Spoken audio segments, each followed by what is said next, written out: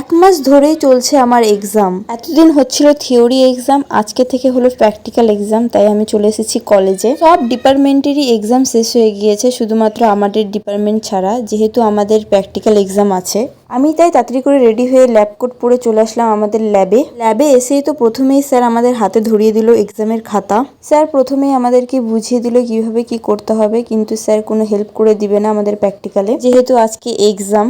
Sir আমাদেরকে বলে দিলেন প্রথমে আমাদেরকে সব প্র্যাকটিক্যাল করতে হবে, তারপরে সেগুলোকেই খাতার মধ্যে লিখতে হবে। এখন আমরা সব প্র্যাকটিক্যাল করা শুরু করে দিয়েছি। আমার প্র্যাকটিক্যাল করার থেকে থিওরি এক্সাম বেশি ভালো লাগে, কারণ থিওরি এক্সাম 2 ঘন্টার মধ্যে কমপ্লিট হয়ে যায়, কিন্তু প্র্যাকটিক্যাল এক্সামে আমাদেরকে প্র্যাকটিক্যাল করতে হয় 2-3 ঘন্টা ধরে, তারপরে সেগুলো লিখতে হয় আরও 2-3 ঘন্টা ধরে।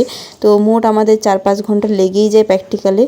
তারপরে হয় ওরাল এক্সাম, তো সব মিলে ব্যাপারটা হেক্টিক হয়ে যায়। তোমাদেরকে তো বলতে ভুলেই গিয়েছিলাম, আজকে হলো আমাদের অর্গানিক কেমিস্ট্রি প্র্যাকটিক্যাল এক্সাম। 4-5 ঘন্টা ধরে প্র্যাকটিক্যাল করার পর এখন আমরা চলে যাব ক্লাসে এসে এখন আমরা যেগুলো প্র্যাকটিক্যাল করলাম সেগুলো এখন খাতায় লিখবো। দেখতেই পাচ্ছ আমার সব ক্লাসমেটগুলো খাতা নিয়ে বসে গিয়েছে লেখার জন্য, আর আমরা 3জন মেয়েও বসে গিয়েছি প্র্যাকটিক্যাল লেখার জন্য। এখানে আজকে প্র্যাকটিক্যালটা অনেকটাই চাপ কম ছিল বলে ভিডিওটা বানাচ্ছি, যদি বেশি চাপ থাকতো তাহলে ভিডিওটা বানাতাম না। দেখতেই পাচ্ছ আমার খাতা। আর জানো তো, শুধু প্র্যাকটিক্যাল করেই আমরা চলে যেতে পারি না, আমাদেরকে এখানে অনেক কাজও করতে হয়। দেখতেই পাচ্ছ এখন আমরা মুছামুছি করছি, সব পরিষ্কার করে খাতা জমা দিয়ে এখন আমরা বাড়ি চলে যাব। দীর্ঘ 4-5 ঘন্টা ধরে প্র্যাকটিক্যাল করার পর এখন আমরা চলে যাচ্ছি বাড়ির দিকে। আর দেখতেই পাচ্ছ কলেজ পুরো ফাঁকা। আগেই বললাম যেহেতু সব ডিপার্টমেন্টেরই এক্সাম শেষ হয়ে গিয়েছে, শুধু আমাদের ডিপার্টমেন্টের এক্সাম ছিল।